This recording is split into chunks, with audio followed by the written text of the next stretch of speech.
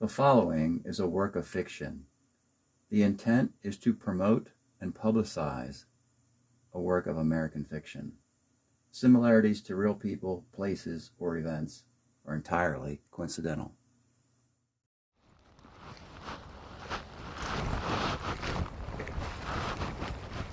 Hello viewers, and welcome back to another chapter of HENRI EDSON XIMENEZ. On behalf of the Shrimp Trawler channel and Conscious Publishing, I'm Paul Flum. Today it's chapter 44, If It Takes the Form of a Human. First, I have to recap last couple chapters. Chapter 42, called The Great White Hope, story about a great white van, great white shark, great white whale, I don't know. You get the idea. Travels across America from Baltimore to Portland and relocates, but not before stopping off in New Orleans and doing something very significant that you probably should know about if you're at this chapter at least. And there's a confrontation with, oh yeah, book title. Yep. And then in the next chapter, chapter 43, we get to finally hear the real McCoy. We get to find out what's really going on, folks. What's really going on? And that's the recap of the last two chapters. Now today is chapter 44 and has somewhat of a strange title. It is called If It Takes the Form of a Human. And to fully, well, I guess, you might as well have a story within a story. So I'm going to have to do some storytelling for you folks. Give me a minute. Let me get myself set up. Story time. Yeah, story time. It's always story time around here. Okay, storytelling time. So let's go back to the 20th century. Okay, and there's this band. We'll call them the Uniform. And there's three guys in the band. Let's, okay, one guy will be called the Sturge. Okay. Another guy is called Rampage. Okay. And another guy is me. Okay. Now, here's the scenario. Okay. Him isn't feeling that great. We have some band practice scheduled. And so the Sturge and me are there at the practice space waiting for to show up. Finally he shows up, sick as a dog. Been this way for a few weeks, folks. I'm worried about him a little bit. Been this way for a few weeks, and he's like, man, I'm tired of it being late for practice, and this thing is getting to me. And I don't know how to beat it. But I can tell you, if it takes the form of a human, I'll kick its ass. At that moment, however, it is the Sturge who has the brilliant idea. Hey, you just gave us the title of our EP. And that is this EP. If it takes the form of a human, I'll kick its ass. By the Uniform. Oh yeah, 20th century. Matter of fact, this LP, check it out. You have this little, you see this whole number here? Isn't that cute? See? So, we told the people, if you didn't have an LP player, you do this thing, okay? If you didn't do this thing, you like this thing, you do this thing. You can do either one. But you got it both. You get this and you get this. You got it both. You had everything. I mean, what more do you want? That's what we were thinking. We were ahead of our time, folks. And that's the full story of where the phrase came up, how it got into existence. And I repurposed it for my little novel that I've set onto the world for a different description altogether. But I hope you enjoy this little story.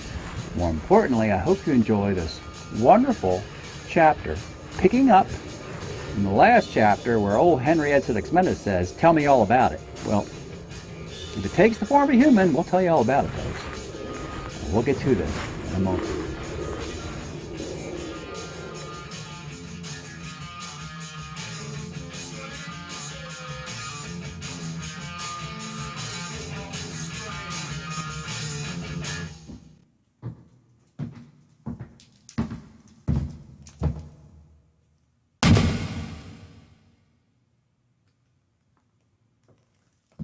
Tell me all about it.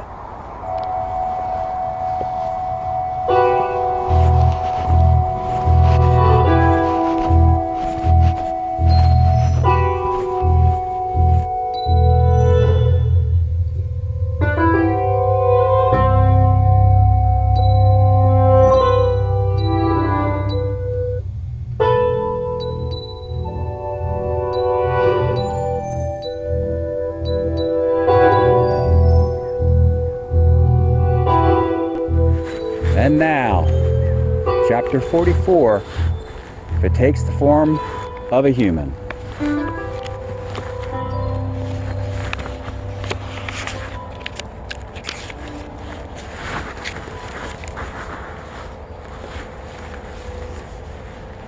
You are not what I imagined. You are better.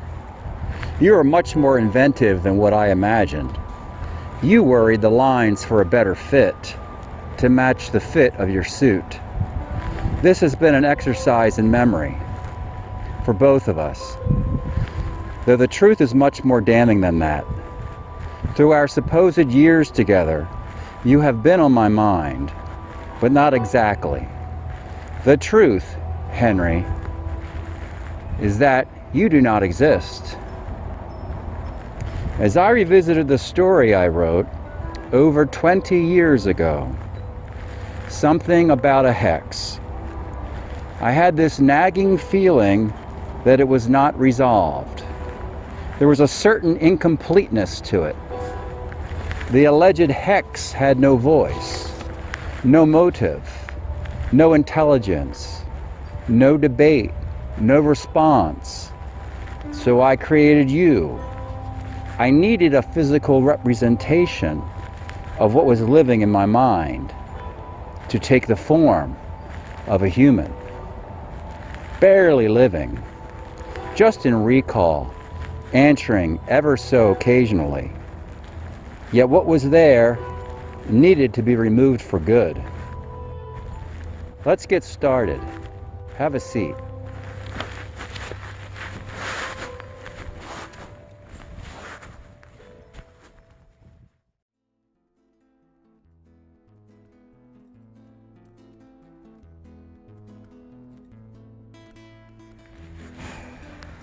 Your grandfather, HENRI XIMENEZ. Well, I'm a big fan of HENRI Ochoa, the guitarist from the Buena Vista Social Club. He also has a band called Afro-Cubism, where he collaborates with musicians from Mali. I saw him in concert once with Afro-Cubism, though he didn't perform his most famous tune that night, El Carretero, the Cartman. You can see him perform that song walking along the train tracks of Cuba in the film Buena Vista Social Club. Your middle name, Edson. I did have you share the same birthday with this influential figure, the great guitarist Edson Lopez. He is Brazilian. I enjoy his classical depictions of Bach and Scarlatti. Your surname, Ximenez, is of Spanish origin. So you see, you cannot connect all of these dots. Cuba, Brazil, Spain. I liked the name Lonnie for your father. It fit well in establishing the baseball connection. Back in the early 1980s, there was a flash on the diamond. His name was Lonnie Smith. He helped 3 different teams win a World Series. I cannot explain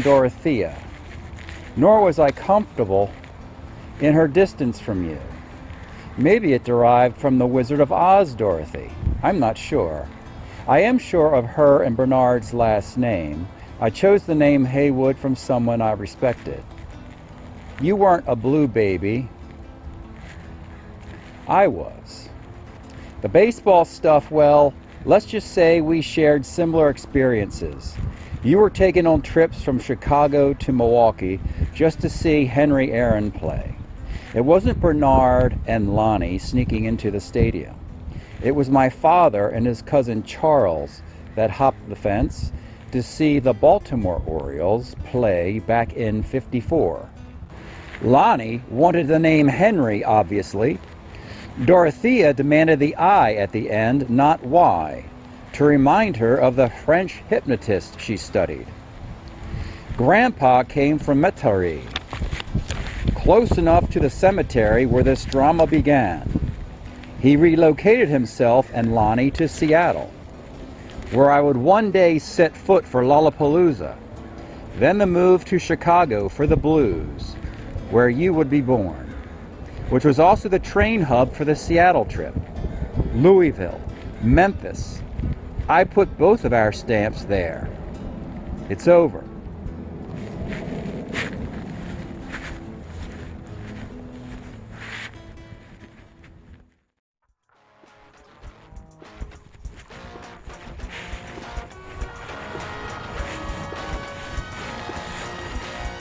You don't have to get on a bus to Memphis.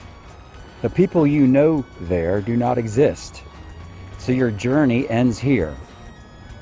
Though we never became friends, I want to thank you. I could not overcome the lingering of a hex that I could not see. It will take 20 years into the future to write you back into time.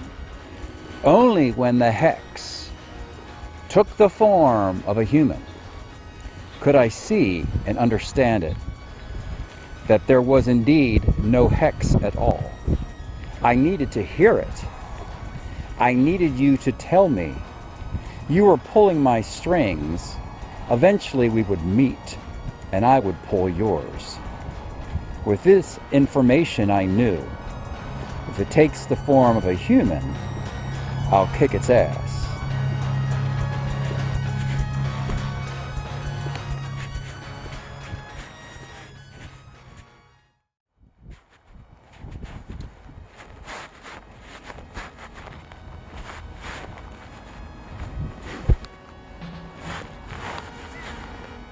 So, traveler, I suddenly found myself alone in a cemetery as HENRI EDSON XIMENEZ disappeared into thin air. I learned a lot from Henry, mostly how we live in the past, present, and future, as our three lives meet here, simultaneous with our thoughts. In a revaluation of determining influence, the hex disappeared as soon as I arrived in Portland, just a week after the return of the brick to New Orleans. The brick was no more, the hex was no more, and Henry is no more. And this story is its official conclusion. I was reinvigorated then, and also now, remembering that my true life advisors would always be with me in my thoughts, amplified, focused, and at my disposal, with a hex removed altogether. These two trusted sources to seek counsel for important decisions, advice, and answers, even if left to the imagination. These two I sought counsel from, my mother Giovanna, my father John Granville. They guided me along the way. Even after their passing, I still look above to them for their grace. I conclude with one admission, connected to the opening of this story. Henry made some important notes. He explained, "You cannot accept more from me than memory. You cannot accept more from me than memory. You cannot expect more from memory than this. You cannot expect more from memory than this.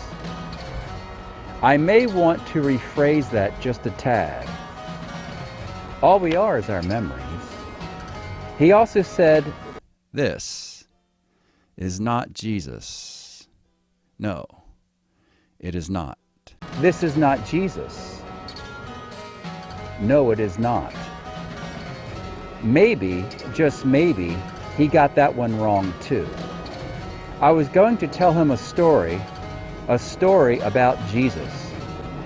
He did in fact say, tell me all about it, but I decided against it. It goes something like this. And that concludes chapter 44, If It Takes the Form of a Human. Well, we'll have one chapter left, and it'll be a story, as we just indicated at the end for Henry, that we didn't tell him face to face. Well, that'll be the final chapter of the book. I want to thank Conscious Publishing, the Shrimp Trawler channel. Also, the playlist is in the description. If you've missed stuff and you lost track, you can go back and follow the whole story from its beginning throughout the year 2025. It's all presented here. Lastly, the video at the end is one of the original camcorder music inspired videos. Probably the original one that turned me on to that possibility way back in the early 1990s. So you want to check that one out with some music I added. I appreciate the comments and everybody who's been watching this. So we'll see you one more time next week for the exciting conclusion of HENRI EDSON XIMENEZ.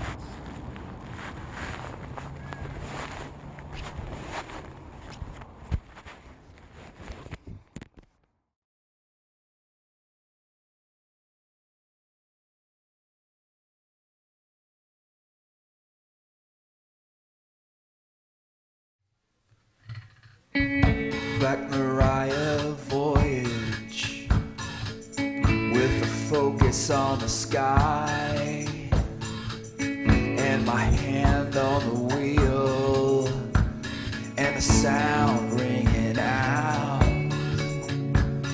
along the green swerves, so obvious the curves, the roof comes off.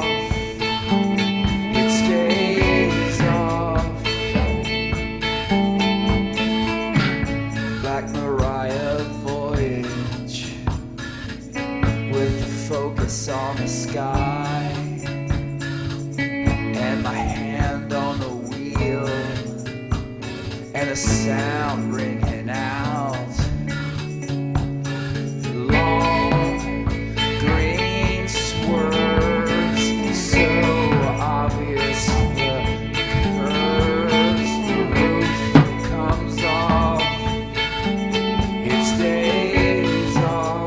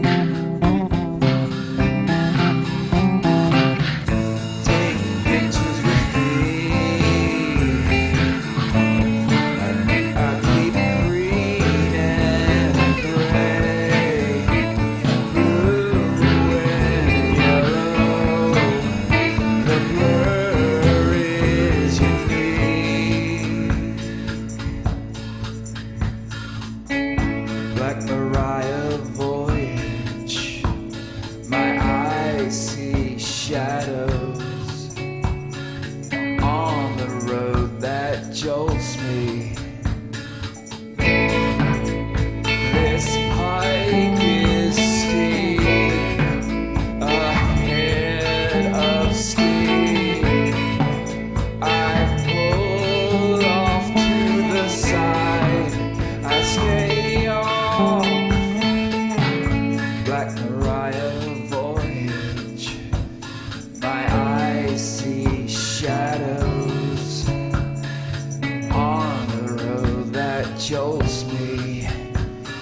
a sound ringing out. This pipe is steam, a head of steam.